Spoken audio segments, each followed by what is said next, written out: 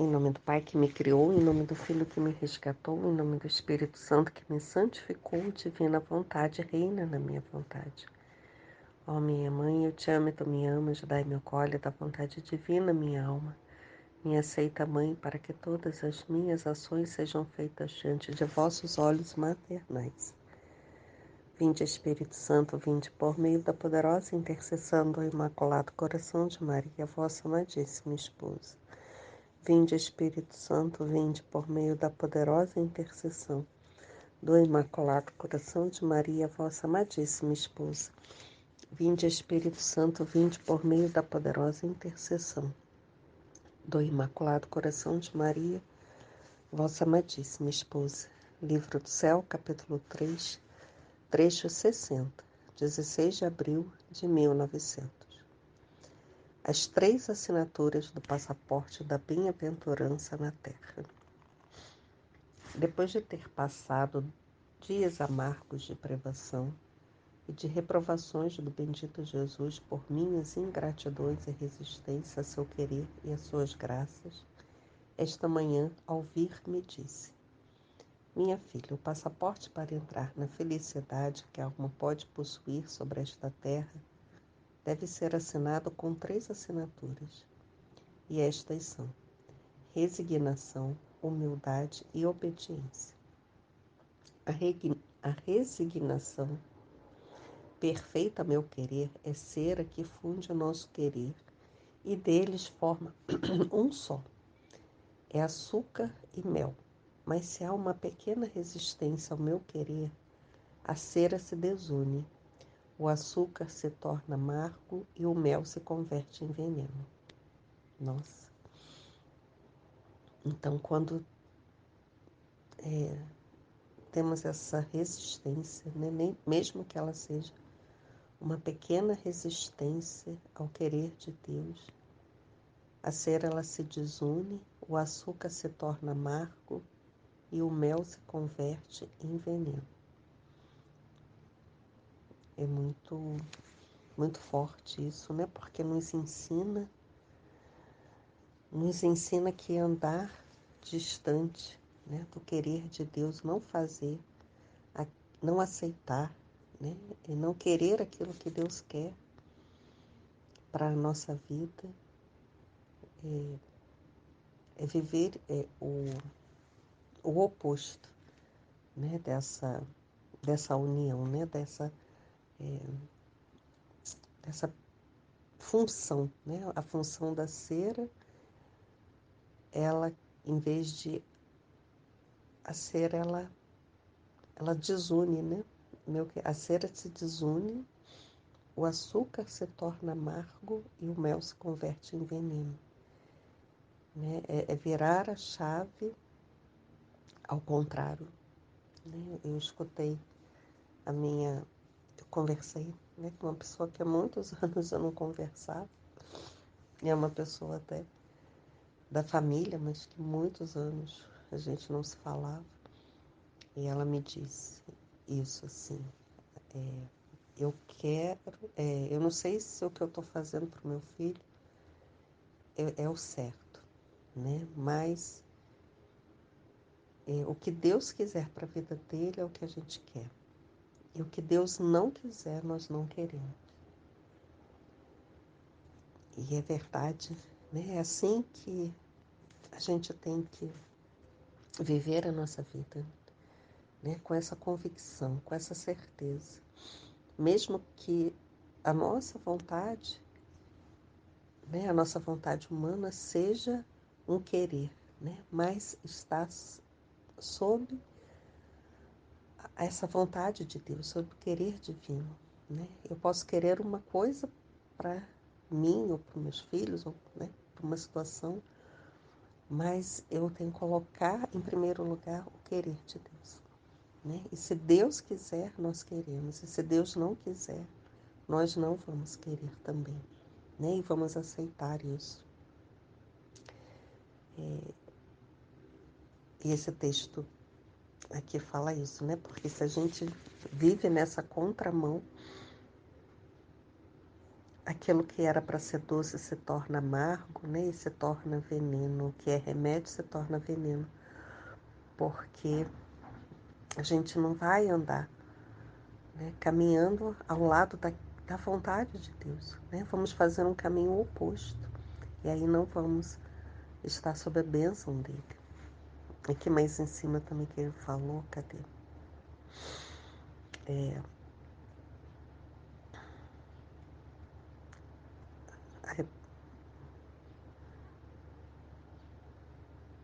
Ele fala, né, que o passaporte... Ela fala aqui, né, que ela passou por um tempo amargo de privações e de reprovações do bendito Jesus, pelas ingratidões e resistência ao seu querer e suas graças. Então, quando, né, se passa, né, por esse, assim, Deus, ele não, às vezes a gente carrega muita imagem, né, de que Deus aprova tudo que fazemos e que ele é misericordioso, né, e vai ali passar a mão. Não, ele se entristece, né, e ele se retira, ele se priva da presença, né, ele nos priva da presença dele para nos fazer sentir a falta dele, né, e sentir que o que devemos mudar na nossa vida, né, que não está em conformidade com a vontade dele, né, que estar distante de Deus causa isso, né, causa essas privações, o sofrimento, né, a insegurança, um sentimento de tristeza, de falta de paz, né, e quando se está buscando a Deus, né, quando se está se exercitando, cumprir com a vontade de Deus, fazer o que agrada, né, estar em comunhão com Ele, para ter esse diálogo com Ele, né, ter essa amizade com Deus, essa intimidade com Ele, para que Deus vá corrigindo as imperfeições, né, e aí sim que amargo vai se tornando doce, porque mesmo a dor, ela vai ser vivida, né, com aceitação, e ela vai ser transformada, né, não em desespero, em agonia, mas ela vai ser transformada em esperança, né, em busca de mais e mais a morte de si, né, da vontade humana, a morte das nossas paixões, a morte daquilo que precisa passar pelo processo da transformação, né? E essa morte, ela é vista, ela é aceita, né, com paz, porque a alma sente, né, a necessidade dessa morte para que Cristo reine, né, para que Ele viva em nós. E para que esse diálogo, né, essa comunhão com Deus, ela seja, né, com aquela amizade íntima, né, que às vezes o nosso amigo nem falou, mas a gente sabe, né, sabe o que ele está pensando. Ele nem falou, mas sabe que ele está vivendo, o que ele está sentindo, porque conhece, né, os jeitos, o jeito de olhar, o jeito de falar, o jeito de silenciar, né, a forma como fica em silêncio. A pessoa é tão íntima que ela sabe, né, e Deus, né, deseja fundir isso em nós, viver essa intimidade conosco. A resignação perfeita, a meu querer, é cera que funde nossos querer e deles forma. Perdão, vou voltar aqui. A resignação perfeita, a meu querer, é cera que funde nossos querer e deles forma um só. É açúcar e mel, mas se há uma pequena resistência ao meu querer, a cera se desune, o açúcar se torna amargo e o mel se converte em veneno. Agora não basta estar resignada, senão que a alma deve estar convencida que o maior bem para si mesma e o maior modo de glorificar-me é fazer sempre minha vontade. né, que está fazer sempre minha vontade. Essa é o maior bem para si mesma e o maior modo de glorificar a Deus. Eis a necessidade da assinatura da humildade, porque a humildade produz este conhecimento. É verdade, né? A assinatura da humildade, né? Só uma alma humilde que se reconhece de que precisa, né? Fazer aquilo que é vontade de Deus. Ouvir a Deus, né? Dar ouvidos a Ele, né? Dar importância a Deus e não a si, né? E não aos homens. Mas quem enobrece essas duas virtudes, quem as fortifica, quem as faz perseverantes, quem as acorrenta juntas para não se poder separar, quem as coroa, a obediência. Assim, a obediência destruindo de todo o próprio querer e tudo que é material espiritualiza tudo. E como coroa se põe ao redor, assim que a resignação e a humildade sem a obediência estarão estarão sujeitas à instabilidade, mas com a obediência serão firmes e estáveis, e eis a estreita necessidade da assinatura da obediência, para fazer que este passaporte possa correr para passar ao reino da bem-aventurança espiritual que a alma pode gozar daqui. Sem estas 3 assinaturas, o passaporte não terá valor, e a alma será sempre rejeitada do reino da bem-aventurança e estará obrigada a estar no reino da inquietação, dos temores e dos perigos. E para sua desgraça terá por Deus a seu próprio eu, e este estará cortejado pela soberba e pela rebelião. Depois disto, me transportou para fora de mim mesma, dentro de um jardim que parecia ser o jardim da igreja, no qual via que se desviavam, por causa de 5 ou 6 pessoas, sacerdotes e leigos, que, unindo-se com os inimigos da igreja, moviam uma revolução. Que pena dava ver a Jesus bendito chorar o triste estado destas pessoas. Depois vi no ar e vi uma nuvem de água cheia de grandes pedaços de gelo que caíam sobre a terra. Oh, quanto destroço faziam sobre as colheitas e sobre a humanidade! Mas espero que queira aplacar-se. Então, mais aflita que antes, voltei a mim. Lendo aqui esse trecho que fala, né, que ele diz, né, que para se cumprir é necessário ter a obediência. Aí eu mexi aqui. São as 3 assinaturas. Sem essas 3 assinaturas, o passaporte não terá valor. E a alma será sempre rejeitada do reino da bem-aventurança. Estará obrigada a estar no reino da inquietação, dos temores e dos perigos. E para sua desgraça terá por Deus a seu próprio eu, e este estará cortejado pela soberba e pela rebelião. Esse trecho aqui, né, assim, me fez lembrar muito a questão da vacina, né? Quantos que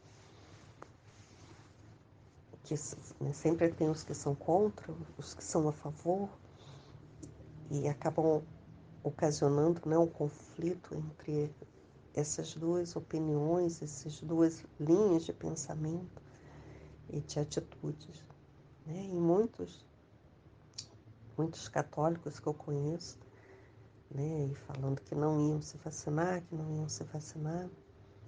Eu também, né, entrei nessa que não ia, mas ao ser orientada, né, pela nossa linha aqui, né, ela mostrando a importância da obediência, né?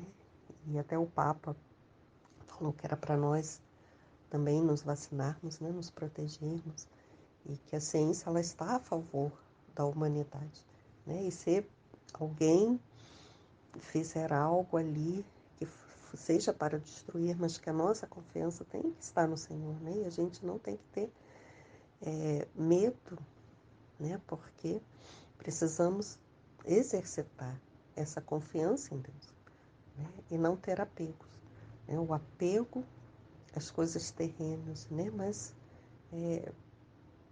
descansar no Senhor, né? E fazer aquilo que estava sendo pedido, assim como Jesus, São José, Nossa Senhora também estavam, né, obedientes às leis da sua época, da, do, da localidade lá que viviam.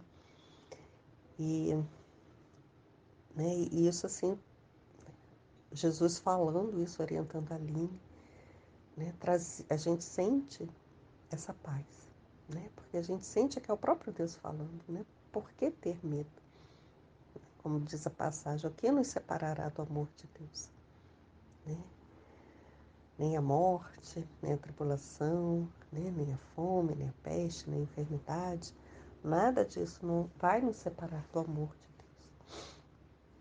Então a gente não precisa colocar outra coisa, né, no lugar que pertence a Deus.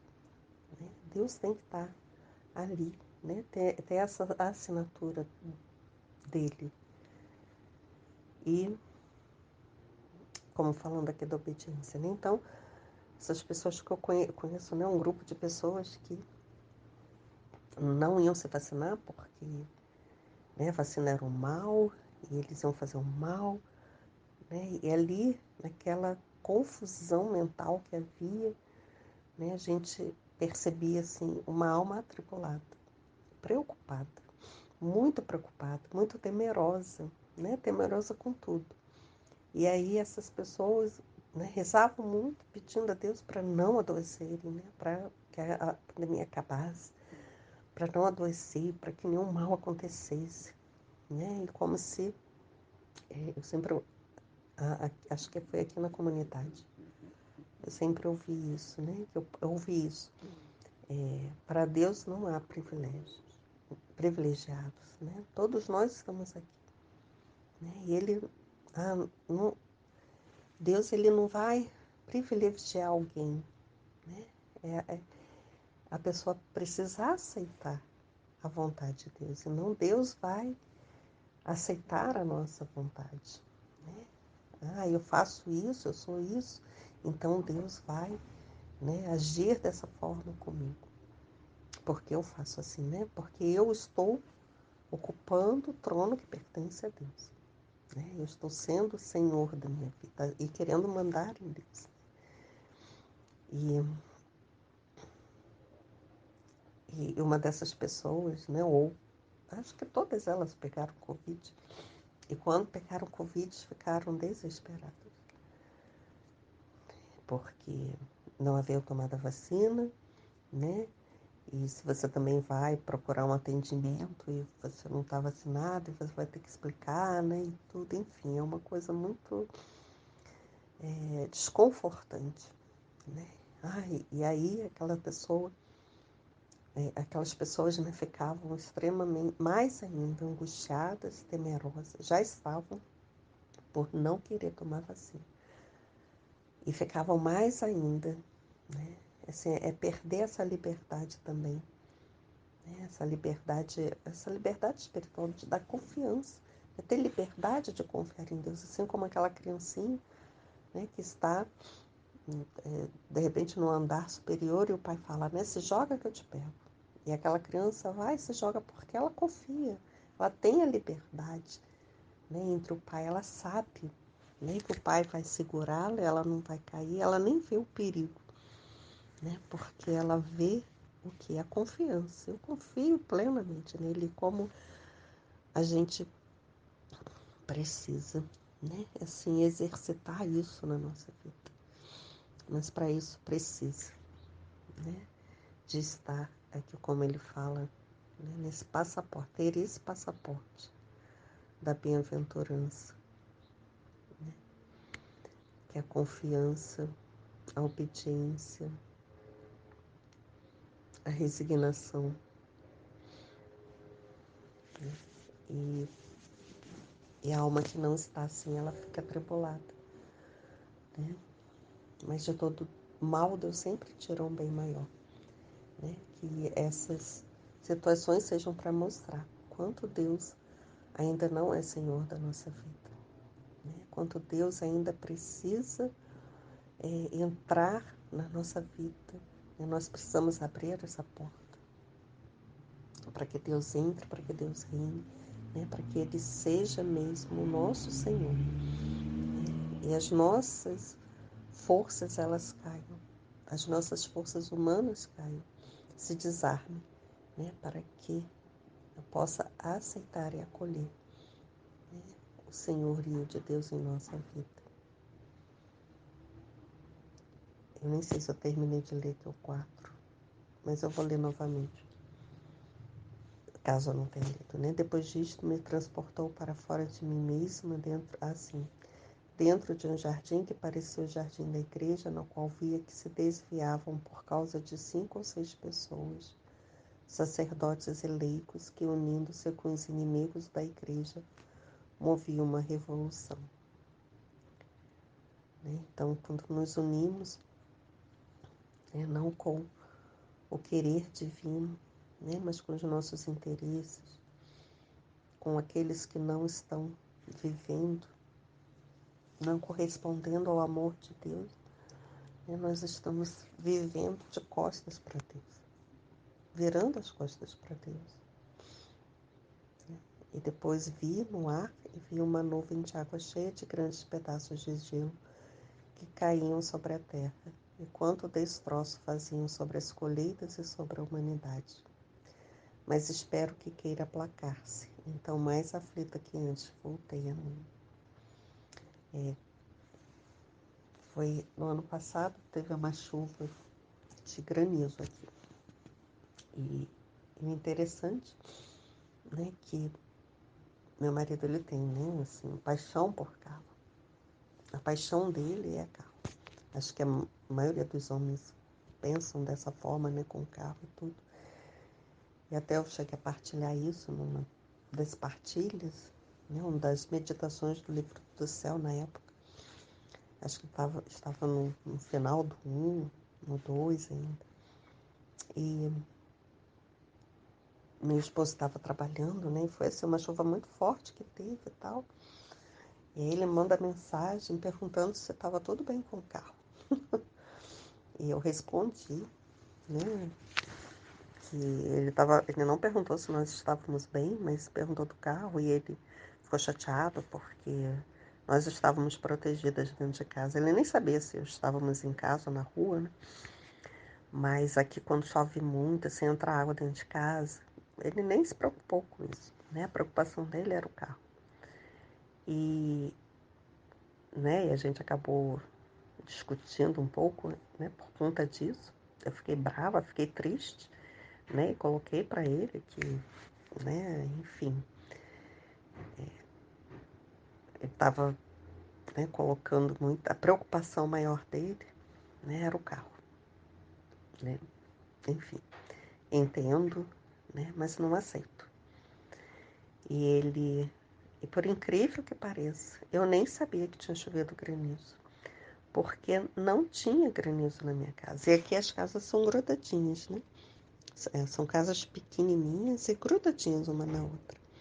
E eu não vi granizo, eu não vi gelo no chão, né? Nem nos fundos e nem na frente. Choveu muito forte, né?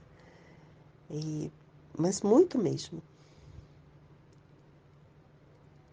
E a minha vizinha me ligou porque ela estava com o carro na oficina, né, em frente à casa nossa, né, é uma garagem, mas a minha não tem cobertura porque é um jardim, e a dela tem cobertura. E ela me ligou e falou assim: Flora, você quer? Bota o carro aqui na minha garagem, né? Aí eu falei assim: não, porque se eu for sair de casa para botar o carro na garagem dela, eu vou pegar chuva, né?